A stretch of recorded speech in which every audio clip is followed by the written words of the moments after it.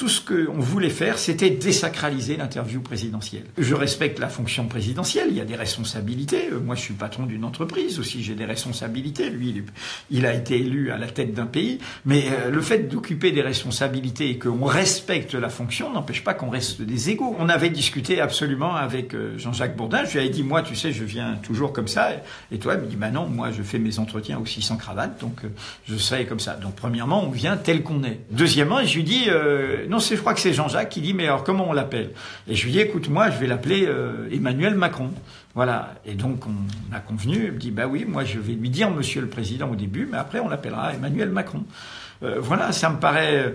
ce Monsieur le Président, vous voyez, déjà, on a pris plusieurs secondes de trop. Déjà, Emmanuel Macron, c'est un peu long. Mais en fait, c'est le côté...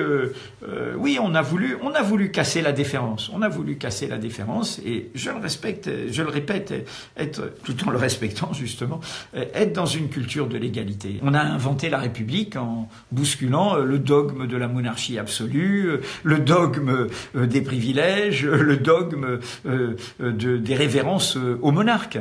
Et donc oui, moi je fais partie de ceux qui pensent depuis très longtemps et qui l'ont documenté par leur travail que nous ne sommes une démocratie de basse intensité car nous sommes une monarchie républicaine.